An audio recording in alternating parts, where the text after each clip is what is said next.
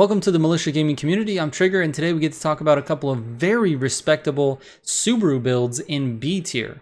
Let's go!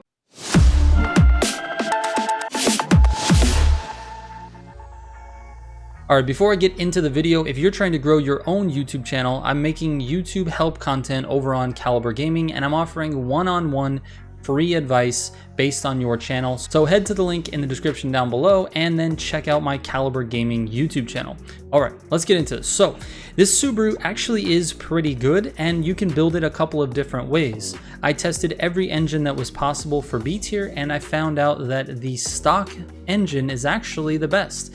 I ran these tests a bunch of times. I tested the flat 4, which is the stock engine, the 4.0 liter V8, and the 335 horsepower 3.9 liter inline 6. And here's what we found out. If we can put the stats for all of the engine tests on the screen, you've got the flat 4 with the least amount of top speed, which makes it a better B build because most B tier races don't have top speed involved. In fact, most of the time you're spending a lot of time under 130. So the fact that this has 138 top speed is perfectly fine. Now the other engines obviously offer a lot more top speed, 150 miles per hour for the 4.0, 163 with the drift build for the flat 4, and then 141 for the 3.9 liter inline 6.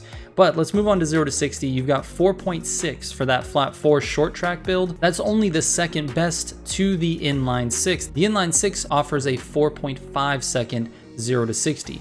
Now if we move over to horsepower, you're looking at 339 for that flat 4 short track, 345 for the 4.0 V8, and 322 for the drift build flat 4, and then again 335 for that inline 6. Now notice the V8 offers the most horsepower, but it didn't rank the highest in terms of on-race performance. So that just means don't trust the horsepower, don't think of the horsepower as a direct relationship with the speed on track. The engine with the most torque is actually that 3.9 liter inline 6 with 368. The inline 6 also offers the best quarter mile. Now if you just look at the stats, that inline 6 actually looks like the best engine for the car, but it just didn't work out in terms of the on-track performance. It's got 0 to 60 nailed, it's got the best quarter mile, and it's got the most torque, so you would think it's the best one, but it just didn't turn out that way. Let's take a look at the race results. All right, as you can see, that flat 4 short track build did the best on the short track, which is expected. Again, my test tracks are Rat Race and Tourist Trap. On Rat Race, it ran a 125.12, and then on Tourist Trap, it's a 153.54. Those are respectable times. They're not great by any means. They're not like top 10 or anything like that. They are respectable, but not terrible. The car feels very nice to drive though. It's got good acceleration off the line, it's got good micro drifting, and it just feels great to drive. The one criticism about this car that I just can't get over is the fact that when you burst turn, you have to be extra careful with your steering and your throttle. If you burst in the middle of a turn, the car wants to do a 90-degree turn and hit the wall, so just be careful of that.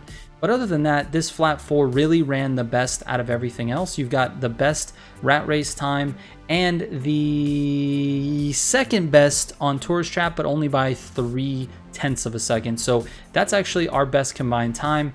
Even though it's a short track build, it did better on both courses. So that's the one you want to go with. It's the stock engine, 305 horsepower, 2.5 liter flat 4.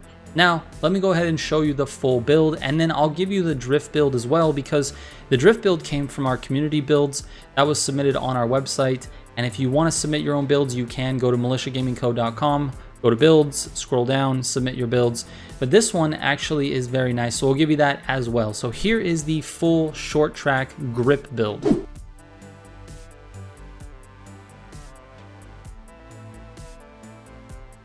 And here's the drift build.